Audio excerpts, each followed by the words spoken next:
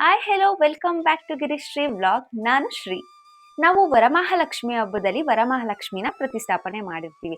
ಆದ್ರೆ ನಾವು ಪ್ರತಿದಿನ ಕಳಸ ಪೂಜೆ ಮಾಡೋ ತರ ಮನೆಯಲ್ಲಿ ಕಳಸ ಕೂಡ ಇಟ್ಟಿರ್ತೀವಿ. ಅದನ್ನ ಹೇಗ್ ರೆಡಿ ಮಾಡೋದು ಅಂತ ಯೋಚನೆ ಇರುತ್ತೆ. ಸೊ ನಾನಿವಾಗ ಸಿಂಪಲ್ ಹೂಗಳಿಂದ ಗ್ರ್ಯಾಂಡ್ ಲುಕ್ ಬರೋ ತರ ರೆಡಿ ಮಾಡಿ ತೋರಿಸ್ತಾ ಇದ್ದೀನಿ. ಬನ್ನಿ ಕೊನೆವರೆಗೂ ನೋಡಿ.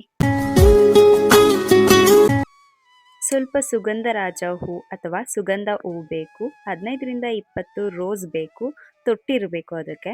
ಮತ್ತು ಕಾಯಿನ ನೀಟಾಗಿ ಎಲ್ಲನೂ ಹೊರ್ಕೊಂಡು ರೆಡಿ ಮಾಡಿ ಇಟ್ಕೊಂಡಿದ್ದೀನಿ. ಮತ್ತು ಇದಕ್ಕೆ ನೂಲು ಬೇಕಾಗಿರುತ್ತೆ ಸುತ್ತೋದಕ್ಕೆ ಹೂಗಳನ್ನ. ನೆಕ್ಸ್ಟು ಹೂನ ಕಾಯಿ ಹಿಂಭಾಗಕ್ಕೆ ಹಾಕ್ಕೊಂಡು 3 ಹೂವಿಟ್ಟು ಸುತ್ತಬೇಕು. ನಮ್ಮ ಕೈನಲ್ಲಿ ಎಷ್ಟು ಹೆಬ್ಬೆರಳಲ್ಲಿ ಎಷ್ಟು ಹಿಡ್ಕೊಳ್ಳೋದಕ್ಕಾಗುತ್ತೆ ಅಷ್ಟಷ್ಟು ಹೂನ ಹಾಕ್ಕೊಂಡು ಸುತ್ತಬೇಕು. ಮತ್ತು ಫಸ್ಟ್ನೇ ರೌಂಡಲ್ಲಿ ನಾವು ಲಾಕ್ ಮಾಡ್ಕೊಬೇಕು ಈ ಥರ ಹೂಗಳನ್ನ.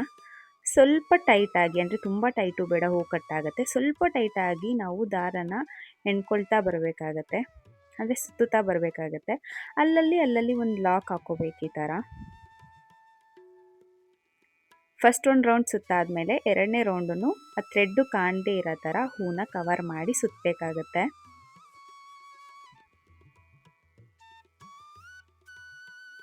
ಮೂರು ಸ್ಟೆಪ್ಪಿಂದ 4 ಸ್ಟೆಪ್ವರೆಗೂ ಹೂನ ಸುತ್ತಬೇಕಾಗತ್ತೆ.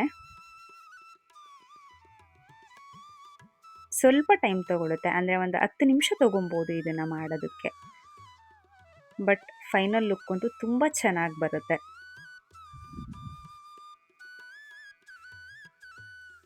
ನಾಲ್ಕನೇ ಸ್ಟೆಪ್ಪಲ್ಲಿದ್ದೀನಿ. ಫಸ್ಟು ಒಂದು ಸ್ಟೆಪ್ನ ನಾವು ಟೈಟ್ ಮಾಡಿಕೊಂಡ್ರೆ ಆಮೇಲೆ ಎಲ್ಲ ಸ್ಟೆಪ್ಗಳು ಈಸಿ ಆಗುತ್ತೆ. 3 ಹೂ ಇಟ್ಕೊಬೇಕು, ನಂತರ ದಾರದಿಂದ ಸುತ್ಕೋಬೇಕು. ಪ್ರತಿ ಸಲ ಲಾಕ್ ಹಾಕೋ ಅಗತ್ಯ ಇರಲ್ಲ, ಜಸ್ಟ್ ಸುತ್ಕೊಳ್ಳಿ. ಸ್ವಲ್ಪ ಒಂದು ಅರ್ಧ ಭಾಗ ಬಂದಮೇಲೆ ಬೇಕಿದ್ರೆ ನೀವು ಲಾಕ್ ಹಾಕೋಬೇಕಾಗುತ್ತೆ.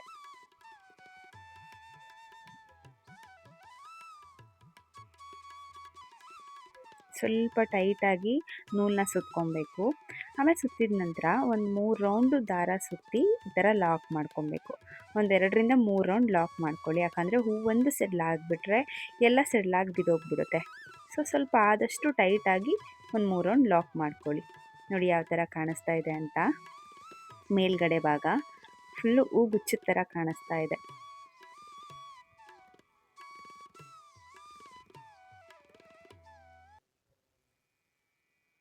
ನಂತರ ರೋಸನ್ನು ಇಡಬೇಕು. ಫೈನಲ್ ಟಚ್ಚಾಗಿ ರೋಸ್ ಕೊಟ್ಟರೆ ತುಂಬಾ ಚೆನ್ನಾಗಿ ಕಾಣುತ್ತೆ. ವೈಟು ಮತ್ತು ರೋಸ್ ಹೂಗಳಿಂದ ತುಂಬ ಚೆನ್ನಾಗಿ ಕಾಣಿಸುತ್ತೆ ಅಲಂಕಾರ.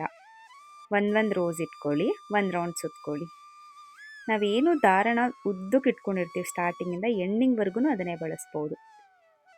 ಸ್ವಲ್ಪ ತೊಟ್ಟು ಉದ್ದ ಆಗಿದ್ರೆ ಈಸಿ ಆಗುತ್ತೆ ಸುತ್ತೋದಕ್ಕೆ, ಬಿಡೋಗ್ಬಿಡಲ್ಲ ಹೂ. ಸುತ್ತನೂ ಅದೇ ಥರ ಒಂದು ಹೂ ಇಟ್ಕೊಳ್ಬೇಕು, ಸುತ್ತಬೇಕು.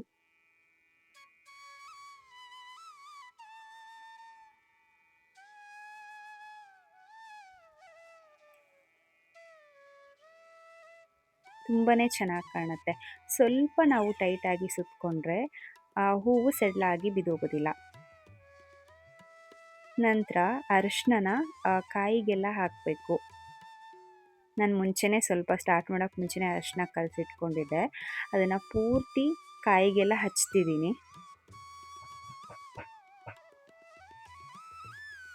ಕಾಯಿಗೆ ಸ್ವಲ್ಪ ಹಚ್ಚಿ ಅದನ್ನು ಹಾಗೆ ಡ್ರೈ ಆಗೋದಕ್ಕೆ ಬಿಡಬೇಕು. ನಾನಿಲ್ಲಿ ಒಂದು ವೈಟ್ ಪೇಪರ್ ತೊಗೊಂಡು ಆ ಕುಂಕುಮನ ಕೈಯಲ್ಲಿ ಹಚ್ಚಿದ್ರೆ ಅಷ್ಟು ಚೆನ್ನಾಗಿ ಬರೋದಿಲ್ಲ, ಅದಕ್ಕೆ ನಾನು ಡಿಸೈನ್ ಆಗಿ ಹಚ್ಚೋಣ ಅಂತ ಪೇಪರಲ್ಲಿ ಫಸ್ಟು ಈ ಥರ ಕಟ್ ಮಾಡ್ಕೊಳ್ತಿದ್ದೀನಿ. ನೀವು ಫಸ್ಟು ಪೆನ್ನಲ್ಲಿ ಬರ್ಕೊಳ್ಳಿ, ಆಮೇಲೆ ಕಟ್ ಮಾಡ್ಕೊಳ್ಳಿ, ಈ ಥರ ಶೇಪ್ ಬರುತ್ತೆ.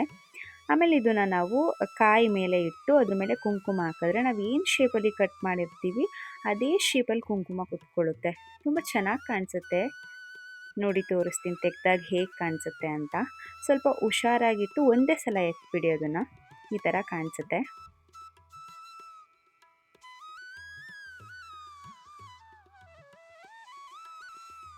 ನೋಡ್ತಿರ್ಬೋದು ಫ್ಲವರ್ ಎಷ್ಟು ಚೆನ್ನಾಗಿ ಕಾಣಿಸ್ತಿದೆ ಅಂತ. ಡಿಸೈನು ಸುಗಂಧರಾಜ ಹೂವು, ಗುಲಾಬಿ ಹೂವು ಇಂದ ತುಂಬ ಚೆನ್ನಾಗಿ ಕಾಣಿಸ್ತಾ ಇದೆ.